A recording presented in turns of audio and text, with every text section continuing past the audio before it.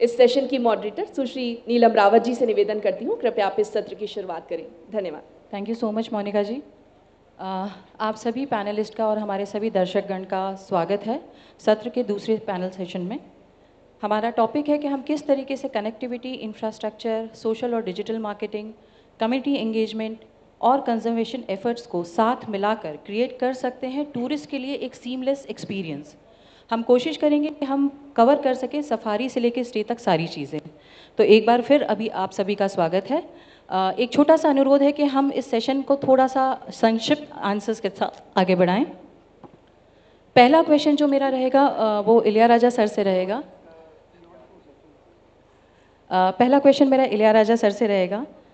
Madhya Pradesh state tourism development corporation एक अग्रणी संस्था है प्रदेश में टूरिज्म इंफ्रास्ट्रक्चर डेवलपमेंट करने के लिए, चाहे वो हमारी प्रॉपर्टीज़ हों या लोकेशन हो, हमारी हॉस्पिटैलिटी या खाना, हम वन ऑफ द बेस्ट जाने जाते हैं।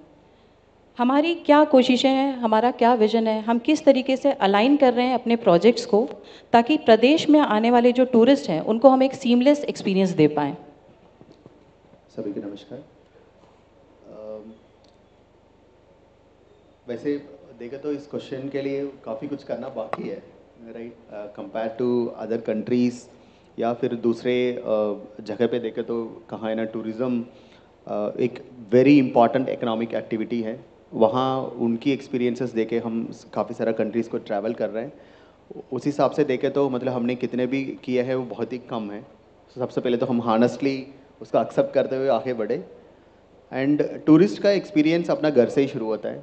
जब उनको प्लानिंग करता है कि अपना मैं कहाँ जाऊँगा, मुझे आइटनरी बनाने से शुरू होती है, फिर उसकी टिकट बुकिंग से शुरू होती है, वो सारे को सीमलेस कैसे कराया जाए। जब मुझे याद है कि 4-5 साल पहले एक सेकंड स्टिंट है मेरा, तब हम लोग फितूर इवेंट के लिए जा रहे थे। जब एक फ़्लाइट पे एक ट्रैवल टूर ऑपरेटर के साथ बैठा हुआ था, उसका लॉन्ग कन्वर्सेशन हुआ था 1-2 घंटे का। एक डीएमसी का रोल क्या हो सकती है, डेस्टिनेशन मैनेजमेंट कंपनी, कौन सी कंपनी वो एक टूरिस्ट का एंड टू एंड सारे चीज़ें देख सकता है, राइट। तो तब भी हम लोग एक ड्रीम था कि even government corporation, tourism corporation को भी एक ऐसा डीएमसी क्यों ना एस्टैब्लिश किया जाए। उसके साथ साथ प्राइवेट प्लेयर्स के साथ टाइप कैसे किया जाए, प्राइवेट प्लेयर्स को प्लेटफॉर्म कैसे दिया जाए। वैसे देखो, मैं शॉर्टली आपको बता दूं कि फ़्लाइट कनेक्टिविटी वेरी इंपॉर्टेंट है। तो अभी इंटरनेशनल फ़्लाइट्स जैसे शारजा का है, एक ही फ़्लाइट इंदौर का आता है। अभी दुबई स्पेन विजिट का माननीय मुख्यमंत्री महोदय गए थे, तो दुबई एक पूरी दुनिया को कनेक्ट करती है। बहुत सारे कंट्रीज है ना दुबई के माध्यम से ना आते हैं। सो दुबई से भोपाल की ना कनेक्टिविटी कैसे हो सकती है, उसका एक बहुत अच्छा एक पॉलिसी है, ठीक है, वो आ गया। उसके बाद इंटरनल कनेक्टिविटी के लिए जैसे पीएम श्री पर्यटन सेवा योजना का इसी साल शुरू हुआ है। एटलीस्ट रीवा सिंगरौली को एक 6 सीटर से कनेक्ट हो रही है। रीवा एयरपोर्ट डेवलप हुआ है तो फ्लाई भी आ रही है, एटलीस्ट 19 सीटर फ्लाइट 6 डेज से वीक हो रहा है। अच्छी बात यह है कि हम लोग देख रहे हैं कि उसमें इवन उप मुख्यमंत्री महोदय का लगातार एक पुश रहा है। 80% ऑक्यूपेंसी है उस फ्लाई बिग का, 19 सीटर का। रीवा इस पर्टिकुलर क्षेत्र को कनेक्ट कर रहे हैं। सो मैं एग्जाम्पल के माध्यम से कर रहा हूँ कि मैं सरसी आइलैंड तक ही लेके जाऊँगा, सिंस हम लोग इसी रीजन में है। तो टूरिज्म कॉरपोरेशन ऐसे क्या इंफ्रास्ट्रक्चर प्रोजेक्ट्स किए हैं कि हम लोग कनेक्ट कर पा रहे हैं उधर से। तो एक रोड इंफ्रास्ट्रक्चर में लगातार हम लोग दूसरे एजेंसी के साथ है ना कोऑर्डिनेट करते हैं। एंड हमारा कॉरपोरेशन के पास कुछ ट्रांसपोर्ट फ्लीट भी है। ज़रूरी पड़ा तो हम लोग प्राइवेट प्लेयर्स के साथ भी हम लोग है ना टाई अप करते हैं। उसका टूरिस्ट को एयरपोर्ट टू एयरपोर्ट एक्सपीरियंस कैसे दिया जाए, उसका एक कोशिश रहता है। सरसी आइलैंड में हेलीपैड बना हुआ है। I think probably that is a one thing कि हमने एक आइलैंड रिजॉर्ट बनाया, उसके साथ है ना हेलीपैड बनाया कि मतलब समबडी वांट्स टू लैंड तो फिर आप डायरेक्टली है ना चापर के माध्यम से लैंड कर सकते हैं। जैसे पीएम श्री पर्यटन वायु सेवा योजना है, उसी टाइप का अभी हेली चापर सर्विसेज के लिए बिडिंग किया हुआ है। अभी उसका नेक्स्ट वीक लास्ट डेट है। तो उसमें पूरी मध्य प्रदेश को 3 सेक्टर्स में बांट करके हम लोग कनेक्ट कर रहे हैं। एक रिलीजियस सेक्टर है उज्जैन, ओमकारेश्वर, उज्जैन, भोपाल, इंदौर। कोई भी विद इन 1-1.5 घंटे में मैं दोनों ज्योतिर्लिंग को दर्शन करना चाहूँगा, तो मतलब आपका ऑप्शन अवेलेबल है। सेकंड सेक्टर है वाइल्ड लाइफ सेक्टर, एग्जैक्टली इसी एरिया है। सरसी आइलैंड है, पेंच खाना, बांधवगढ़ का हम लोग है ना कनेक्ट कैसे करें from Indore, from Bhopal, directly है ना, मतलब कोई चाहेगा, कोई इंटरनेशनल टूरिस्ट या इवन डोमेस्टिक टूरिस्ट, उनको अफोर्डेबल कास्टिंग में, बिकॉज गवर्नमेंट इसमें VGF दे रहा है सारे चापा सर्विसेज के लिए। तो जब इवन सरसी आइलैंड को दोनों जगह देखेंगे, ईदमा घाट और मार्कंडे घाट है, जो PSR से डिस्कशन हुआ कि हम पूरी इकोसिस्टम क्रिएट करना है। वहाँ आप जाएंगे तो मतलब जैसे व्हीकल में पहुँचेंगे तो वहाँ डॉर्मेट्रीज बना हुआ है ड्राइवर्स को रुकने के लिए, गेस्ट को इमीडिएटली एक वेटिंग एरिया बना हुआ है, एक पार्किंग स्पेस है, उधर एक बोट क्लब है, दोनों साइड से बोट क्लब है। सो जब तक आपका थोड़ा सा भी वेटिंग एरिया है वहाँ कर सकते हैं, आपके ड्राइवर्स है ना डॉर्मेट्रीज में रुक सकते हैं, या फिर आप गेस्ट एक साइड से रहे। सरसी आइलैंड बांधवगढ़ से 1 घंटे का डिस्टेंस पे है, 40 किलोमीटर है, मैयर से 50 किलोमीटर है, राइट। कोई दर्शन करके आ रहा है तो आपका थोड़ा सा वेटिंग है, फिर आपका ड्राइवर वहाँ रह सकता है, फिर एक जगह छोड़ करके दूसरे ड्राइवर ड्राइव करके दूसरे जगह जा सकते हैं, वहाँ भी उनका इंफ्रास्ट्रक्चर है। मीन्स हम ऐसे इकोसिस्टम क्रिएट करके दे रहे हैं सो दैट एक टूरिस्ट को एंड टू एंड एक्सपीरियंसेस मिले, और बोट राइड्स हैं। फिर सरसी आइलैंड में जाएंगे तो फिर आजकल स्टेकेशन का भी है ना एक कॉन्सेप्ट है कि आप है ना रिजॉर्ट में रहें 2-3 डेज, है ना, you enjoy, you have the facilities को पूरा एंजॉय करें। उसके लिए ऑर्गेनिक गार्डन से लेकर है ना बहुत सारे इंफ्रास्ट्रक्चर उसमें क्रिएट किया हुआ है। सो कोशिश, और आइलैंड में जब इलेक्ट्रिसिटी नहीं था तो हम लोग ने भी स्पेंड 11 करोड़ कि मतलब पूरे के इलेक्ट्रिक सेपरेट लाइन डाल करके लाए हैं। अभी अनिल जी बैठे हुए हैं, लगातार लास्ट वही इंफ्रास्ट्रक्चर को बात हो रही थी कि रोड्स और हम लोग ये और भी बेसिक इंफ्रास्ट्रक्चर में भी ना हम लोग है ना लैग कर रहे हैं। कहाँ हमारी नेशनल पार्क्स में हमारी सारी रिसॉर्ट्स की 24/7 इलेक्ट्रिक सप्लाई प्रॉपरली हम कैसे दे रहे हैं, उनकी सफारी व्हीकल्स का प्रॉब्लम कैसे रिजॉल्व कर रहे हैं, ये सारे टूरिज्म कॉर्पोरेशन कोऑर्डिनेट कर रहा है। डिजिटल इंफ्रास्ट्रक्चर भी बहुत ही इंपॉर्टेंट होती है सीमलेस एक्सपीरियंसेस के लिए। उसको डेफिनेटली हमारे पास एक स्ट्रॉन्ग प्लेटफॉर्म है, हमारे पास चैनल मैनेजर्स हैं, इवन समीर जी भी ने बात हुई थी कि हम इतना अच्छा चैनल मैनेजर्स हैं, इसलिए कल एक लॉन्च हुआ है कि सारे हमारे होम स्टेज हैं उसको हम लोग डिजिटल प्लेटफॉर्म दिए कि कोई भी व्यक्ति अपना घर बैठ के होम स्टे को कोई भी मेक माई ट्रिप, क्लियर ट्रिप, यात्रा, कितने भी बुकिंग प्लेटफॉर्म्स है उसके माध्यम से बुक कर सकते हैं। जब इनसे बात हुई थी मतलब डेफिनेटली ऑनलाइन ट्रैवल एजेंसीज का OTA प्लेटफॉर्म्स का कहीं ना कहीं API का प्रॉब्लम्स हैं, so they can't invest, but as a corporation हमने इन्वेस्ट करके एक प्लेटफॉर्म हम लोग ने इस्टेब्लिश कर दिया। So I think since to be short, तो मुझे लग रहा है कि हम लोग उस पर्टिकुलर डायरेक्शन पे अलाइंड है, but compare to other countries मतलब हमें बहुत कुछ काम करने का ज़रूरत है। मतलब हर क्षेत्र में वेदर इट इज इंफ्रास्ट्रक्चर से डिजिटल इंफ्रास्ट्रक्चर स्मार्ट होना और ईजी कराना और एक्सपीरियंस को क्यूरेट करना और उस सारे एक्सपीरियंसेस को सिंगल पैकेज में ला करके सिंगल प्लेस में ना मतलब उनको है ना अवेलेबल कराना, ये सारे काम करना है ना बाकी है। Thank you. Thank you so much sir. हमारे बीच मौजूद है महाराजा पुष्पराज सिंह। हम आपको कह सकते हैं स्टॉलवॉर्ट ऑफ टूरिज़्म इन मध्य प्रदेश। आपने जो प्रयास किए हैं सालों से टूरिज़्म को बढ़ाने के लिए प्रदेश में, वो हमसे छुपे नहीं हैं।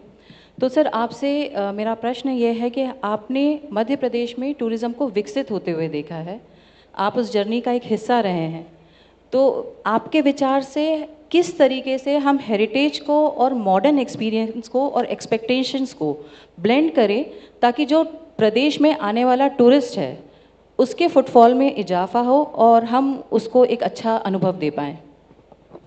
बहुत बहुत धन्यवाद नीलम जी।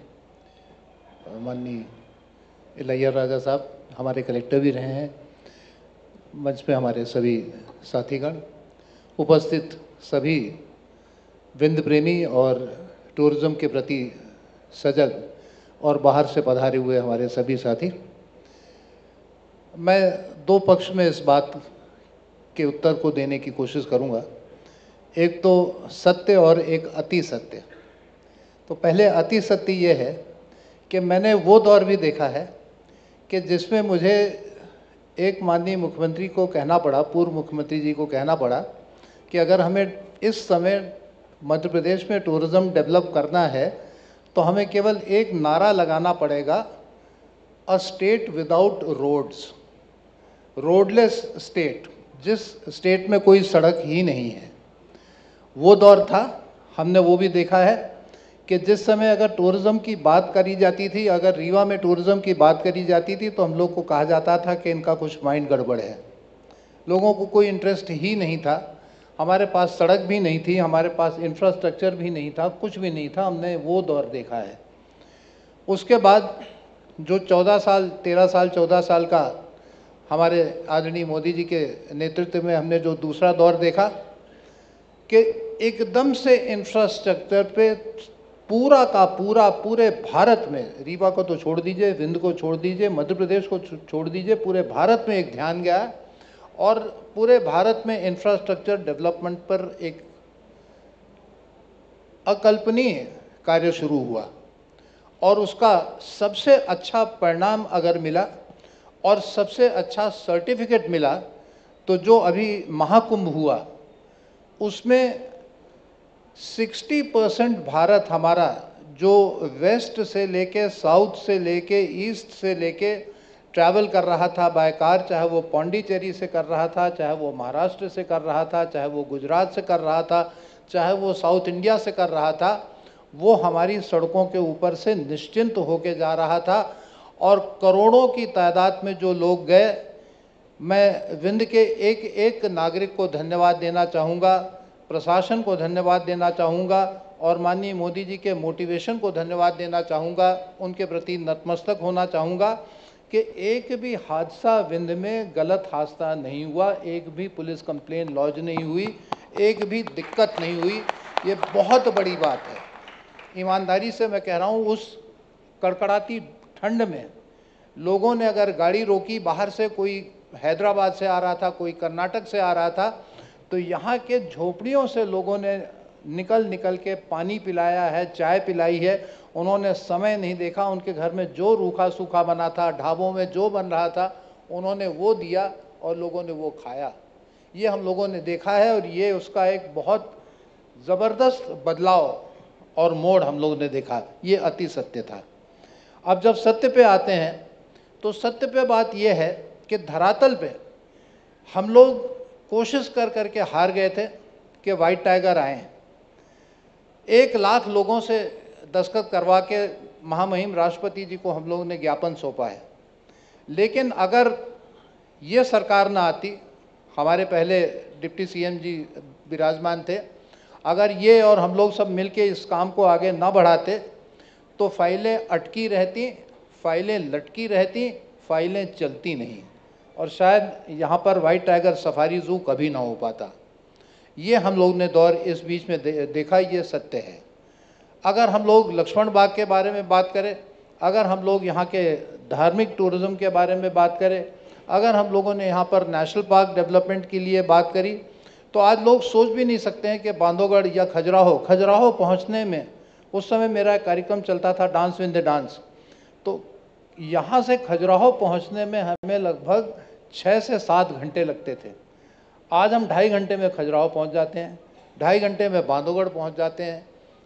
अमरकंटक जैसी जगह पर जो आज काम हुआ है, विंध्य का एक ऐसा छोर है जहाँ से 3 नदियाँ निकलती हैं।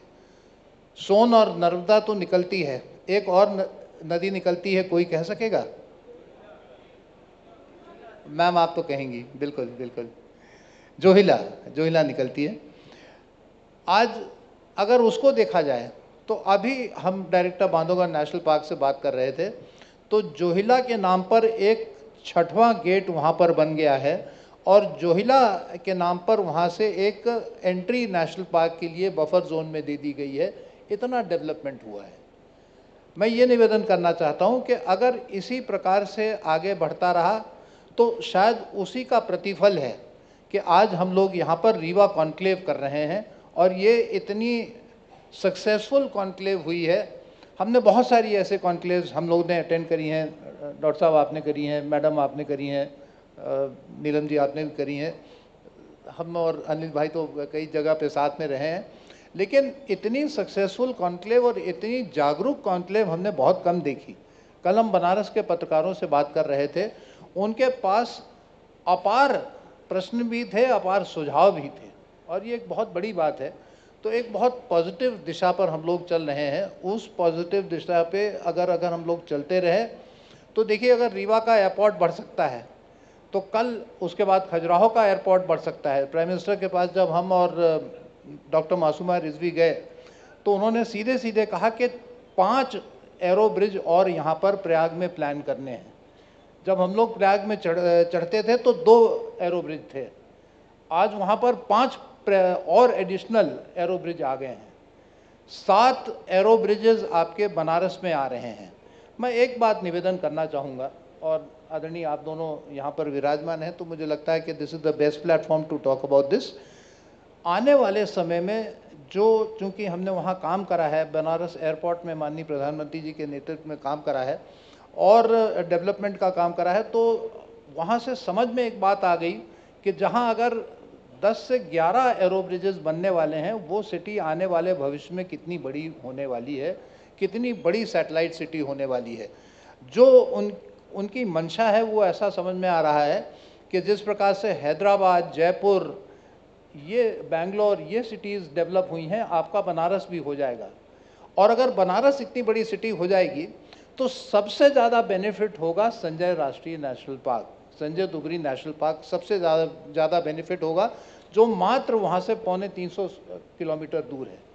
अगर बनारस का कोई भी व्यक्ति अपने राज्य के या अपने करीब के नेशनल पार्क में जाता है तो एक नाम आता है राजाजी, दूसरा नाम आता है कॉर्बेट, और दोनों लगभग 700 किलोमीटर दूर हैं।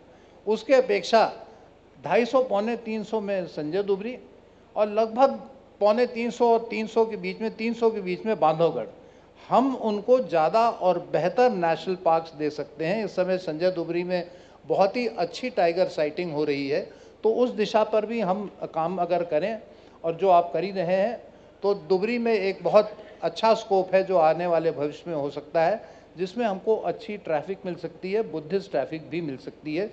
ये बात मुझे निवेदन करनी थी। अगर थोड़ा मौका मिलेगा तो 2-3 पॉइंट्स और आगे बाद में बोलना चाहूँगा। धन्यवाद। Thank you sir, thank you so much. हम प्रदेश में या देश में कभी भी पूरे सर्वांगीण विकास की परिकल्पना नहीं कर सकते जब तक कि हम इंक्लूसिव ग्रोथ की बात ना करें। तो मेरा अगला प्रश्न रहेगा सुश्री विदिशा मुखर्जी मैम से। मध्य प्रदेश टूरिज़्म बोर्ड ने काफ़ी सराहनीय प्रयास किए हैं, सराहनीय प्रगति करी है जब हम बात करते हैं कम्युनिटी बेस्ड टूरिज़्म की। तो हम मध्य प्रदेश टूरिज़्म बोर्ड किस तरीके से पोजीशन कर रहा है, किस तरीके से कोशिशें कर रहा है कि जो ये कम्युनिटीज़ हैं ये हमारे प्रयासों में हमारी भागीदार बने। और इसी प्रश्न का दूसरा भाग है कि किस तरीके से हम बैलेंस करने की कोशिश कर रहे हैं कि हम उनकी संस्कृति को इंटैक्ट रखें, लेकिन साथ ही साथ हम टूरिस्ट को एक अच्छा सेटिस्फैक्शनल एक्सपीरियंस दे पाएँ। जैसा कि कहते हैं कि if you want to walk fast, walk alone, and if you want to walk far, walk together. अगर आपको जल्दी है, आप जल्दी दौड़ना चाहते हैं तो आप अकेले दौड़िए, और अगर आप दूर तक जाना चाहते हैं तो आप सबको साथ लेकर चलिए। मध्य प्रदेश टूरिज़्म बोर्ड जो है इसी अवधारणा पर काम करता है, और जो इंक्लूसिव टूरिज़्म है, आज हम जिस टूरिज़्म मीट, इस कॉन्क्लेव की बात कर रहे हैं, तो आप देख रहे हैं कि हमारे साथ ट्रैवल ऑपरेटर्स भी हैं, हमारे साथ होटेलियर्स भी हैं, हमारे साथ इन्वेस्टर्स भी हैं, हमारे साथ होम स्टे ओनर्स भी हैं, हमारे साथ आर्ट एंड आर्टिफैक्ट्स आर्टिजन्स हैं, और हमारे साथ गाइड्स हैं, हमारे साथ यहाँ DATCC के मेंबर्स हैं। तो हम एक कम्युनिटी ड्रिवन, हम एक वर्कफोर्स लेकर आ रहे हैं, और यही जो है, यही मूल अवधारणा है हमारे इंक्लूसिव टूरिज़्म का। आपको हम बताना चाहेंगे कि रिस्पॉन्सिबल टूरिज़्म मिशन में हम अभी तक 309 रूरल होम स्टेज हम लोग लेकर आए हैं, जो कि मध्य प्रदेश के विभिन्न शहरों में है, विभिन्न गाँवों में है। और इसके साथ ही हमारा उद्देश्य है कि हम 1000 होम स्टेज मार्च 2026 तक पूर्ण करेंगे। क्या है जो आजकल जो हमारे ये जो चाहे लाड़पुड़ा खास हो, चाहे साबरवानी हो, चाहे खारी हो, या चाहे हमारे एबोरिजिनल ट्राइबल्स का पातालकोट का चिमटीपुर हो, आजकल ये सारे हमारे ट्राइबल होम स्टेज के जो एरियाज़ हैं वो हमारे टूरिस्ट डेस्टिनेशंस के रूप में बहुत ज़्यादा निखर रहे हैं। तो ऐसा क्या है, ऐसा क्या चेंज आया है कि ये ट्राइबल होम स्टेज में लोग ज़्यादा से ज़्यादा जा रहे हैं? आप देख रहे हैं कि लोगों में बहुत ज़्यादा स्ट्रेस बढ़ता जा रहा है, वर्कफोर्स में बहुत सारा स्ट्रेस आ गया है। आप प्राइवेटली काम करें या गवर्नमेंट में काम करें, तो आदमी को, इंसान को वो डिस्कनेक्ट चाहिए। वो चाहता है कुछ दिन सुकून के पल वो गुजारे, ऐसे ट्राइबल होम स्टेज में जाए, वही पुराना वर्नाकुलर आर्किटेक्चर, वहाँ के ऑर्गेनिक फार्मिंग में वो उसका खाना व्यंजन बने, जिस भी प्रांत में हो, चाहे बघेल में हो तो बघेली व्यंजन का स्वाद ले, बुंदेलखंड में हो तो बुंदेलखंडी व्यंजन ले, मालवा में है तो मालवा का व्यंजन ले। वहीं पर छोटा सा टेम्पल वॉक पे चला जाए, शाम को अगर उसके पास टाइम हो तो वहीं पर बॉनफायर करके अच्छा कोई वहाँ का, जैसे यहाँ का बघेली बहुत सारे व्यंजन फेमस है, वो बनवा ले। फिर वहीं पे अगर फॉरेस्ट या सैंक्चुरी लगी है तो फॉरेस्ट वॉक पे चला जाए, अगर कोई हेरिटेज है तो हेरिटेज वॉक पे चला जाए। तो इंसान जो है अब बहुत ज़्यादा वैरिड टूरिज़्म ऑफरिंग्स पे बात करता है। तो हम क्या कर रहे हैं कि हमारे साथ जो ये कम्युनिटी जुड़ रही है, सबसे पहले तो हमने क्या किया कि ग्राम सभा को पावर दिया कि आप अपने बेनिफिशरी चुनो कि आप कौन से 10 लोग जो हैं, जो आप बेनिफिशरी आप मानते हो, ये सबसे बेहतरीन होम स्टे चला सकते हैं। नाम ग्राम सभा प्रस्तावित करती है, हम उनको फाइनेंशियल असिस्टेंस देते हैं, लेकिन बात से फाइनेंशियल असिस्टेंस पे नहीं रुकती। हम उनको अलग अलग तरीके की ट्रेनिंग देते हैं, जिसमें कि अभी हमने सर से, जैसे MPSTDC और MPTB दोनों ने मिलकर एक MOU किया, जिसमें कि हमारे जो अलग अलग हॉस्पिटैलिटी की ट्रेनिंग होगी या हमारे फूड स्किल्स होंगे, वो हम MPSTDC को हमारे पार्टनर के रूप में हमने लिया है। साथ में हमने MMT से हमने काफ़ी सारी हॉस्पिटैलिटी की ट्रेनिंग कराई। इवन जो हमारे होम स्टे ओनर्स आ गए हैं उनका भी बिजनेस चले और वो किस तरीके से अलग अलग बुकिंग प्लेटफॉर्म्स पे जा सकते हैं, उसके लिए हमने अभी जूबो के माध्यम से हमने 3 बुकिंग प्लेटफॉर्म्स पे उनको होस्ट किया, जिससे कि उनकी निरंतर आय बनी रहे। एक सस्टेनेबल मॉडल पे हम लोग काम कर सकें। इन्हीं चीज़ों पे हम लोग अलग अलग दिशा में काम कर रहे हैं। इसके अलावा जो थर्ड है कि लोग जब हमारे यहाँ आते हैं तो हमने एक फीडबैक सिस्टम भी दिया है कि जब आप हमारे होम स्टेज में आएंगे, आपने कैसा अनुभव किया, आपके क्या एक्सपीरियंसेस रहे, उसके बारे में हम जान सकते हैं। इसके अलावा हम IHM के साथ, हम ITTDM के साथ, हम इनके साथ भी अलग अलग तरीके से हम उनका स्किलिंग इम्प्रूव कर रहे हैं। जितने भी आर्ट एंड क्राफ्ट सेंटर्स हैं, जो कहाँ पे, कहीं पे टेराकोटा है, कहीं पे आपका बैम्बू आर्ट है, तो उस आर्ट से कैसे उनकी जीविका बढ़ सकती है, बुंदेली आर्ट है, इन सारे अलग अलग स्किलिंग में हम उनको अलग अलग तरीके से ट्रेन कर रहे हैं, जिससे कि वो उनका आजीविका का साधन बने और एक तरह से उनके एम्प्लॉयमेंट में वृद्धि हो, उनका लाइफस्टाइल में वृद्धि हो और एक तरीके से विमेन एम्पावरमेंट हो। अभी जो हमारे रूरल होम स्टेज हैं, करीबन 60% हमारी महिलाएं चला रही हैं, तो एक तरह से हम विमेन एम्पावरमेंट को हम काफ़ी बूस्ट कर रहे हैं। जो एक छोटा सा हमारा इनिशिएटिव है जो कि अभी बहुत ज़्यादा वायरल हो रहा है, वो है safe tourism for women destinations. उसमें आजकल सोलो विमेन ट्रैवलर्स, आपने देखा होगा बहुत सारी लड़कियां अकेले ट्रैवल करती हैं, हम उनके लिए एक कंड्यूसिव एनवायरनमेंट बना रहे हैं।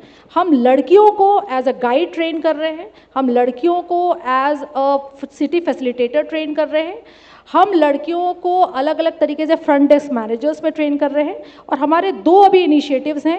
एक हमने अभी होटल अमलताज शुरू किया है, जहां पर कि ऊपर की टॉप नॉच मैनेजर से लेकर नीचे की शेफ तक पूरी महिलाएं रन कर रही हैं। और एक हमारा हैंडलूम कैफ़े है चंदेरी में, उसमें आप लोग ज़रूर विजिट करिएगा। पूरा का पूरा कैफ़े हमारी महिलाएं चला रही हैं।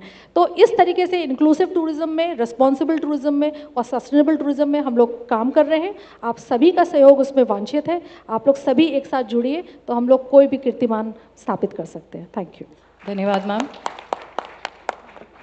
जैसा कि मैम ने अभी डिस्कस किया हमारे प्रयास जो MMT के साथ हैं, तो मेरा अगला प्रश्न मिस्टर समीर बजाज के लिए है, जो हेड कॉरपोरेट कम्युनिकेशंस और कॉरपोरेट अफेयर्स हैं मेक माई ट्रिप के। सर, आप हेड करते हैं एक लीडिंग ऑनलाइन ट्रैवल एग्रीगेटर को, तो आपने मध्य प्रदेश के प्रति या इन जनरल टूरिज़्म के प्रति क्या प्रेफरेंसेस देखे हैं ट्रैवलर्स के, और आपके विचार से मध्य प्रदेश में आने वाला जो टूरिस्ट है वो किस तरीके से अलाइन कर सकता है उन प्रेफरेंसेस के साथ? थैंक यू पूनम जी। पहली बात, आप सबका अभिनंदन। क्षमा चाहूँगा, मेरी हिंदी उतनी अच्छी नहीं है, पूरी ट्राई करूँगा। मैं आपके क्वेश्चन को 2 भागों में डिवाइड करूँगा। पहला, द लेंस ऑफ टेक्नोलॉजी। देखो, टूरिज्म वो इंडस्ट्री है जो हमेशा AI प्रूफ है, क्योंकि जैसा हमें एग्जांपल सुबह सर पहले सेशन में भी दिया, जो सेशे हमारे कार में पड़ा था यहाँ आते हुए, दैट इज़ हॉस्पिटैलिटी। वो AI कभी डिलीवर नहीं कर सकता। टेक्नोलॉजी और AI का इंटरवेंशन कहाँ पर आ रहा है? Search, research comparison. आज से 20 साल पहले एक आम ट्रैवलर कैसे बुक करता था और आज के दिन वो कैसे बुक करता है, उसमें एक ड्रामेटिक चेंज आया है। कम से कम सर्च बिहेवियर में चेंज आया है। मोबाइल एक प्लेटफॉर्म बन गया है जहां लोग आते हैं, सर्च करते हैं इंस्पायर करने के लिए कि उनको जाना कहाँ है। जैसे मैम ने बोला 300 से ज़्यादा होम स्टेज हैं पूरे मध्य प्रदेश में, गाँव में, पर उनकी डिस्कवरी कैसे होगी, उनको लोगों तक पहुंचाया कैसे जाएगा, वो रोल प्ले करता है OTA लाइक मेक माई ट्रिप, राइट। हमारी यूनिकनेस ये है कि हम सब कुछ ऑफर करते हैं, hotel, home stay, flights, everything. उससे हमें सिग्नल्स मिलते हैं कि एक ट्रैवलर कर क्या रहा है। लाइक फॉर एग्जांपल पूरे इंडिया में इस वक्त टूरिज्म का बूम है। डोमेस्टिक टूरिज्म अपने पीक पर है, डबल डिजिट ग्रोथ पे चल रहा है। पिलग्रिमेज एक बहुत बड़ा सेक्टर है जो ग्रो कर रहा है।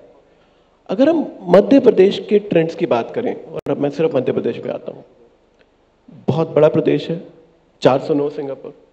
इसका मतलब आपके पास अपनी ही मार्केट बहुत बड़ी है, वो हमें भी नजर आता है। 1/3 सर्चेज मेक माई ट्रिप पर मध्य प्रदेश में, मध्य प्रदेश के अंदर से होती हैं। सो इंट्रा सिटी ट्रैवल एक बहुत बड़ा यूज केस है।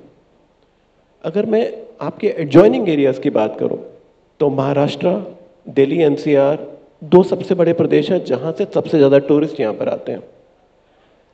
अब इस कॉन्क्लेव की सिग्निफिकेंस की बात करते हैं, और सर आपने अभी भी बोला रीवा उत्तर प्रदेश के पास है। उत्तर प्रदेश अभी मध्य प्रदेश को बहुत ज़्यादा टूरिस्ट नहीं देता एज पर हमारे data platform. This can dramatically change, और वो पोटेंशियल बहुत नज़र आता है। डिजिटल का एक और फायदा है, यू कैन डिजिटली टारगेट। आप वाराणसी को, आप प्रयागराज को, आप स्पेसिफिक सेंटर्स को टारगेट कर सकते हैं विद स्पेसिफिक इनपुट्स या ट्रिगर्स कि आप यहाँ जा सकते हैं घूमने के लिए, वो इंस्पिरेशन दे सकते हैं। That is where digital becomes very important.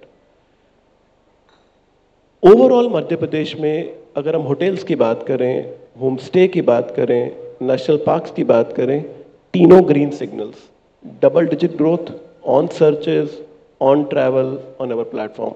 So all green signals we are getting from Madhya Pradesh. The state is doing very well, but yes, like everybody has said, potential बहुत ज़्यादा है, it can really be explored.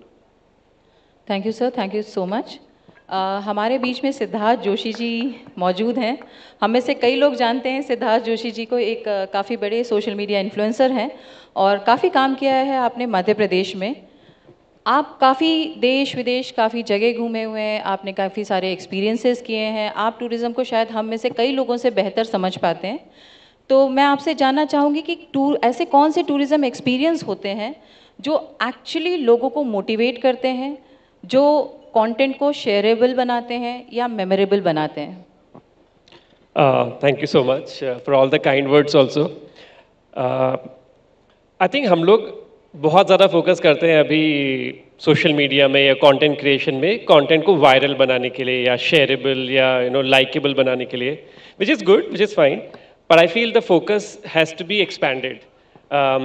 हमें travel experiences को accessible बनाना है, हमें convergence चाहिए। I mean हम सब एक ही इंडस्ट्री में काम करते हैं, including me. We want people not just to see content but to experience it. And I feel कि वो एक एक्सटेंशन है जिसके बारे में थोड़ा सा मैं बात करना चाहूँगा कि yes, make content which is likable, shareable, but a lot of that content may not be very good also. But we have to, from our side, we have to create content which we want to do. The stories that we want to tell, we should tell those stories. The experiences we want to promote, we should do that. That should be our focus as a content creator for me also, but also for a brand, prestigious brand like a tourism board also. So what we can learn from each other is what is important here. We should still tell our stories, and I love what Bidisha ma'am said about inclusive growth, responsible growth, sustainable tourism. These are big buzzwords outside India. Everybody is talking about it. In India, not so much yet, but I know it will come in the cities in a big way in the next decade or so, or even faster than that. And we should be prepared for it. But they have to reach those audiences, right? They should not travel to, I know, even Vietnam or Spain or wherever, which is doing maybe better with marketing. We are next door. They should come to us. So I feel the content that we should create should align with that. we should take a lot of pride in our culture. If we are promoting tribal tourism, we should take a lot of pride in that and make the rest of the people also kind of feel proud about it. Travel is not just about, a waterfall, a big waterfall, it has so much more deeper meaning associated with it. And I see that a lot in spiritual tourism, which is happening, thankfully, and I love that. But it has to expand to other avenues also. And I love the rural tourism part. मैं बहुत करता हूँ. मैं जहाँ भी जाता हूँ, ढूंढ के निकालता हूँ rural homestays. And I'm so glad कि यहाँ पर है. I'm coming back for sure in winters again for that. And I think वैसे stories create करने चाहिए. उन stories को हमें viral content से strategies लेके viral करना चाहिए. What is viral content? There has to be something that grips the attention.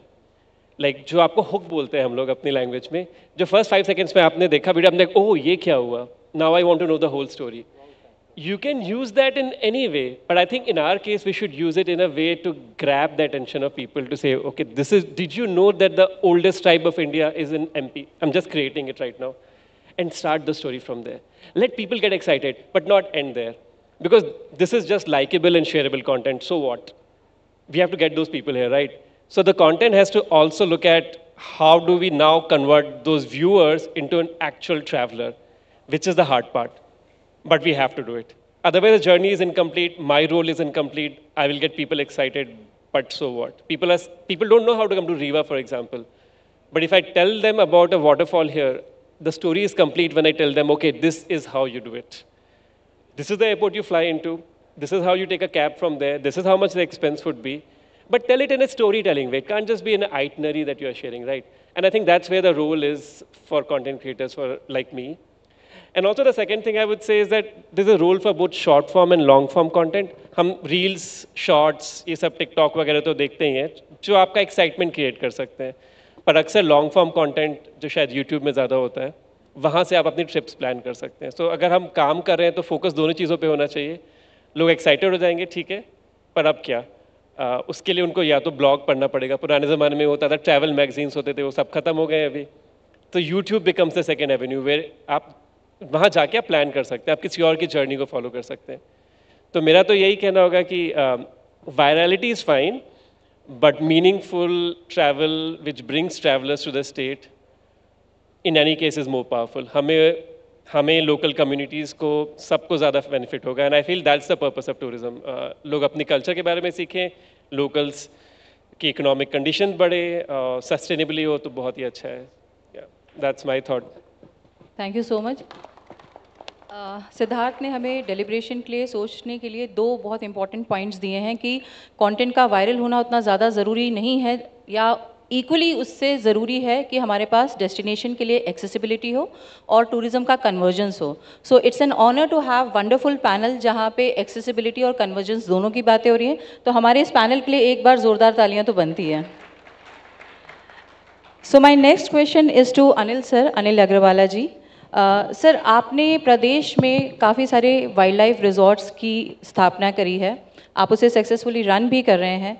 तो क्या चैलेंजेस हैं जो एक प्राइवेट इंफ्रास्ट्रक्चर या प्राइवेट होटेलियर को इंफ्रास्ट्रक्चर को लेके फेस करने पड़ते हैं, और किस तरीके से प्रदेश में आप देख पा रहे हैं कि वो सारी चीज़ें मिटिगेट होती जा रही हैं?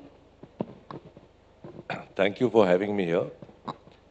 प्रॉब्लम्स जो आती हैं वो मेरे एक्सपीरियंस में डेस्टिनेशन बेस्ड होती हैं. अलग अलग जगह पे अलग अलग टाइप की प्रॉब्लम आती है.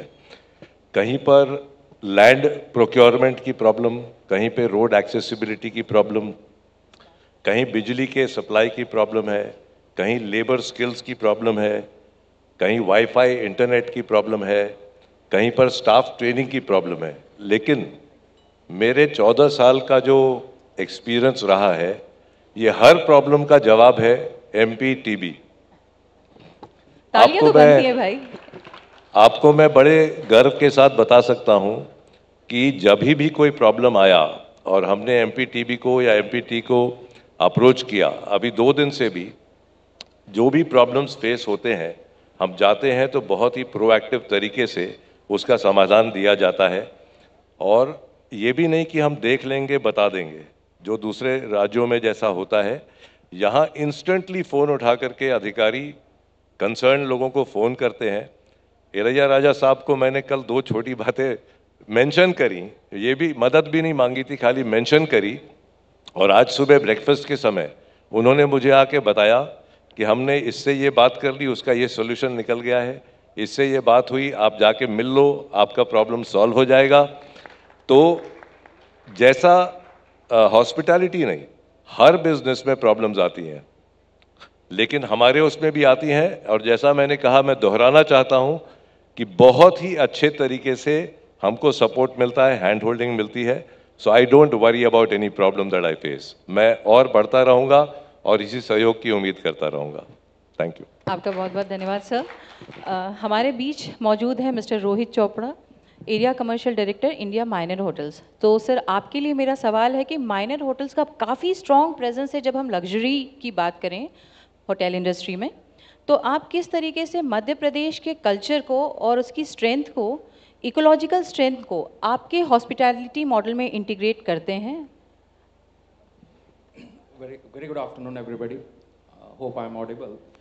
सिंपल सी बात है, जहाँ हमारा हेडक्वार्टर्ड है विच इज़ इन थाईलैंड, हमारा माइनर का, हमारे 8 ब्रांड है। आपने नाम सुना होगा अनंतारा ब्रांड, और ऐसे कुछ और है, इलेवाना। राकेश सर ने अभी बोला कि वो कीनिया गए थे, तो हमारे इलेवाना ब्रांड जो तंजानिया और कीनिया में है, और वैसे ही थाईलैंड में कुछ रिजॉर्ट्स हैं। तो हम आपको बताते कैसे इंक्लूसिव काम करते हैं। जैसे हमारा है गोल्डन ट्रायंगल एलिफेंट कैंप, बहुत फेमस है थाईलैंड में। आप वहाँ रहते हो तो आपका बेडरूम ऐसे एक बबल की तरह बना है, और आप स्टार्स देख सकते हो और एलिफेंट्स आपके आसपास घूम रहे हैं। मतलब हमारा काफ़ी एक्सपीरियंस है वाइल्ड लाइफ एडवेंचर और ये सेक्टर पे। दूसरा सबसे बड़ा एग्जांपल है अनंतारा कसर असलम, अबू धाबी में। सबने मूवी देखी होगी, बेबी मूवी, वो वहीं शूट हुई थी। तो वहाँ सारा का सारा वाइल्ड लाइफ आसपास है। कहना बहुत इजी है, बट आप एक वाइल्ड लाइफ और एडवेंचर और इन सब रिजॉर्ट्स को जो मेहनत एक जनरल मैनेजर्स की और वहाँ के एम्प्लॉयज़ की जाती है, और जो एक्स्ट्रा मनी लगता है, इन्वेस्टमेंट लगता है, जिसमें गवर्नमेंट और स्टेट की बहुत फैसिलिटी सपोर्ट चाहिए होती है, अगर ये चीज़ें आपके पास है, और एमपी के पास तो ये सारा कुछ है, हम बचपन से जानते हैं, और ये अब इवॉल्व हो रहा है। आप एक चीज़ को ठीक करोगे तो सब अपने आप आ जाएंगे। फॉर एग्जांपल, अगर आपका रिजॉर्ट अच्छा है, आपके पास वाइल्ड लाइफ है, एडवेंचर है, हेरिटेज है, ये अलग अलग सर्किट, जैसे अब राजस्थान में गोल्डन ट्रायंगल है, आप देखो तो आपके यहाँ तो 4-5 ट्रायंगल बन सकते हैं, एडवेंचर के बन सकते हैं, हेरिटेज के बन सकते हैं, वेलनेस के बन सकते हैं। हम वेलनेस में भी बहुत अच्छे हैं, हमारी ब्रांड्स अनंतारा, हमारा खुद का है वेलनेस लाइफ अनंतारा ब्रांड। अब हम धीरे धीरे, पहला होटल हमने खोला है जयपुर में, so we open that last year. So we have huge projects, we have a development team who is working with me as a commercial team, we work together. और हमारे सोच यही है कि अगर हमारा ब्रांड लाइफस्टाइल की तरफ रहा है तो इसी की तरफ जाएंगे। सबसे बड़ा अट्रैक्शन रहता है जब आपके पास ऐसे रिजॉर्ट रहते हैं, मूवीज़, फिल्म शूट्स, वो अपने आप ही अट्रैक्ट करते हैं। प्लस वेलनेस, आजकल जो मैम कह रही थी, that is the major thing which human being is looking at. So आपके जो फॉरेस्ट एरिया, 70 आई थिंक 30-40% आपका फॉरेस्ट एरिया जिसको आप यूटिलाइज कर रहे हो, बस एक चीज़ का हमें यहाँ ध्यान रखना है हर ट्रैवलर के लिए, जो कि एक कंसर्न पास्ट में भी रहा है इंडिया का, which is security to be attended. मैं टूरिज्म बोर्ड हर जगह यही रिक्वेस्ट करता हूँ, वो जो एम्प्लॉयज़ के लिए भी इंपॉर्टेंट है और ट्रैवलर्स के लिए। जहाँ ये इश्यूज हो जाते हैं, फिर इन्फ्लुएंसर बैठे ही हैं, इनको बस वायरल क्रिएट करना है और वो डेस्टिनेशन नेक्स्ट लेवल पे हो जाता है।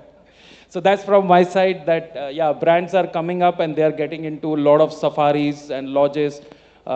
In future years, you will hear us also getting into more in detail in India. Thank you. Thank you so much. आप ही के बाद से एक और बात निकलती है जिसके लिए मैं आग्रह करूंगी सुश्री विदिशा मुखर्जी से, कि मध्य प्रदेश टूरिज्म द्वारा जो विभिन्न पॉलिसीज़ हम लोगों ने लॉन्च करी है, किस तरीके से ये सारी पॉलिसीज़ सहायक हैं प्रदेश में टूरिज्म को बढ़ाने के लिए, इस पर थोड़ा सा प्रकाश डालना चाहेंगे आप? अभी ज़माना जो है ना वो बदल रहा है। पहले एक ज़माना, एक डेस्टिनेशन जाना जाता था हेरिटेज के लिए, एक वाइल्ड लाइफ के लिए, पर अब जो हमारे टूरिस्ट हैं वो एक्सपीरियंशियल टूरिज़्म पे बात कर रहे हैं। अब वो चाहते हैं कि अगर फॉर इंस्टेंस अगर हम मंदसौर ले लें, तो मंदसौर में हमारा एक बहुत अच्छी प्रॉपर्टी है हिंगलाज, बहुत ही सुंदर, ओवरलुकिंग, प्रिस्टीन। तो आप वहाँ पर गए, आपने रात वहाँ गुजारी, सुबह आप टेंपल चले गए। वहीं पर अभी रिसेंटली चीता इंट्रोड्यूस हुए हैं, तो आप एक सफारी भी कर लिया। फिर शाम को हमारा एक टेंटिंग सिटी वहाँ पे शुरू हुआ है, वहाँ पे आपने वाटर एडवेंचर बेस्ड आपने एक्टिविटीज़ कर ली। उसके बाद फिर रात में वहाँ पे बॉनफायर के साथ आपने कोई अच्छा कल्चरल इवेंट कर लिया। तो अब ज़माना बदल रहा है, मतलब अब टूरिस्ट बहुत अलग अलग तरीके की डिमांड कर रहा है। आपको कोई भी डेस्टिनेशन अगर डेवलप करना है तो आपको ध्यान में रखना है एक ओल्ड एज कपल, आपको ध्यान रखना है ये 35 to 50s वाला, फिर आपको 20 से 35 और फिर एकदम यंगस्टर्स। तो इन सब एज ग्रुप्स के लिए मैं तो कहती हूँ कि मध्य प्रदेश, जो हमारा टैगलाइन भी है कि we have a problem of plenty, plus हमारे पास सब कुछ है जो दिल चाहता है। अब एक्सपीरियंशियल टूरिज्म की अगर हम बात करें तो डेफिनेटली हम लोग अलग अलग विधाओं पे काम कर रहे हैं। अगर हम एमपी टूरिज्म पॉलिसी जो हमारी पहले 15 में बनी, फिर 19 में बनी, अभी अमेंडेड 2025 में बनी है, उसमें बहुत सारे ल्यूक्रेटिव इंसेंटिव्स हैं जिसमें कि अधिक से अधिक इन्वेस्टर्स जो हैं और अलग अलग विधाओं में, जैसे कल अगर आप लोगों ने हमारा प्रेजेंटेशन देखा होगा, हम करीबन 19 ऐसे प्रोजेक्ट्स हैं जिसमें कि हमारे होटल्स, रिसोर्ट्स, एरोस्पेस, आपके जंगल कैंप्स, इको रिसोर्ट्स, उसके बाद फिर आपके ropeways, caravan tourism, golf tourism, मतलब you name it and we have it.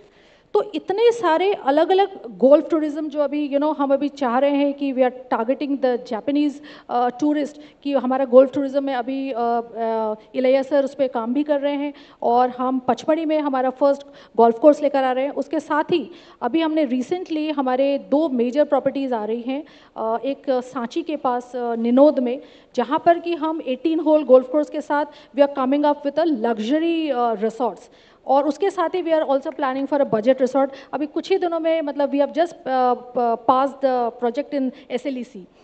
तो अलग अलग चीज़ों पे अगर हम काम कर रहे हैं तो डेफिनेटली ये पॉलिसी जो है उसको बूस्ट देता है। और अभी हमारे साथ all the major brands are working with us, whether it is Taj, whether it is Radisson, even the Taj safaris are coming with us, and all the major brands, they are Marriott etcetera, they are coming with us. Second जिस पे हम काम कर रहे हैं that is film tourism. करीबन 450 movies, web series और TV serials हमारे यहाँ शूट हो गई हैं। मैं ये मानती हूँ कि जो मेरा 1-1.25 साल का जो अनुभव है मध्य प्रदेश टूरिज्म के साथ, लोग आपके साथ इसलिए नहीं जुड़ते कि आप उनको ल्यूक्रेटिव इंसेंटिव्स देते हैं, लोग आपसे जुड़ते हैं कि आप उनको कैसा ईज़ ऑफ डूइंग बिजनेस देते हैं। हम मध्य प्रदेश टूरिज्म में हमने लोक सेवा गारंटी एक्ट के तहत हमने इसको किया है कि अगर आप हमारे यहाँ आ रहे हैं, आप शूटिंग करने आ रहे हैं, आप ऑनलाइन हमारे पास अप्लाई करेंगे, हम 15 दिन में आपको ऑनलाइन शूटिंग परमिशंस देंगे। हम आपके लिए एक इकोसिस्टम क्रिएट कर रहे हैं, आपको फॉरेस्ट का क्लियरेंस की आवश्यकता नहीं है, आपको आर्कियोलॉजी का क्लियरेंस का आवश्यकता नहीं है, आप हमारे यहाँ अप्लाई करेंगे, हम आपको जिले के कलेक्टर्स को भेजेंगे, वहाँ से हम आपको अप्रूव करा के परमिशंस देंगे। तो ये जो एक ईज़ ऑफ डूइंग बिजनेस है, उसके कारण अधिक से अधिक फिल्में हमारे यहाँ शूट हो रही हैं। और 4 फिल्में जो मैं बार बार बताती हूँ जो इस साल की बात करने लायक फिल्में हैं, लापता लेडीज़ जो कि हमारे ऑस्कर में नॉमिनेट हुई, पहले वो जीत नहीं पाई पर वहाँ तक नॉमिनेशन तक जाना भी एक बहुत बड़ी बात है। फिर होम बाउंड हमारे कांस में गई और उनको 9 मिनट का स्टैंडिंग ओवेशन मिला। उसके बाद फिर थर्ड है स्त्री 2, स्त्री 1 भी हमारे चंदेरी में शूट हुई, स्त्री 2 भी हमारे शूट हुई, और हमारी भूल भुलैया जो कि हमारे ओरछा में शूट हुई। तो अब हमारे हेरिटेज डेस्टिनेशन की बात हो या हमारे वाइल्ड लाइफ डेस्टिनेशन की बात हो या हमारे होम स्टेज की बात हो, ये सभी बज़ में है। ये बज़ में है बिकॉज हम इंक्लूसिव टूरिज्म की बात करते हैं, हम इन्फ्लुएंसर्स की बात करते हैं बिकॉज इन्फ्लुएंसर्स हमारे स्पोक्स पर्सन हैं, और हम लोग ये कोशिश करते हैं कि हमारे जितने भी लोग इस वर्टिकल में जुड़े हों, चाहे हमारे गाइड हो, चाहे हमारे फ्रंट डेस्क मैनेजर्स हो, चाहे हम जैसे ऑफिशियल्स हो, चाहे हमारे होटेलियर्स हो, we should all speak the same language. वैसे अभी काम करने के लिए बहुत बचा हुआ है, और अगर ये क्लोजिंग रिमार्क है तो मैं वो 4 पंक्तियों से एंड करना चाहूँगी। आंधियों में दिवा के दीप जलाना जिंदगी है, पत्थर को तोड़ निर्झर का निकलना जिंदगी है। हम सभी चाहते हैं छाया तले 2 घड़ी विश्राम कर लें, किंतु कोई कह रहा है निरंतर चलना जिंदगी है। तो हम लोग निरंतर चलते रहें, हम लोग सभी लोग ऐसे ही प्लेटफॉर्म में मिलते रहें और हम एक नया इतिहास लिखें। Thank you very much. Thank you so much. And definitely हम आपसे क्लोजिंग रिमार्क के लिए बोलने ही वाले थे, आपने वो काम हमारा कर दिया। हम बातें तो और करना चाहते थे लेकिन समय की थोड़ी सी कमी है, और ये वाकई में एक बहुत अच्छा पैनल डिस्कशन रहा, और भविष्य हम इन्हीं पैनलिस्ट के साथ दोबारा से आएंगे। इन्हीं विषयों पे बात करने के लिए इसके साथ आप सभी का बहुत बहुत धन्यवाद।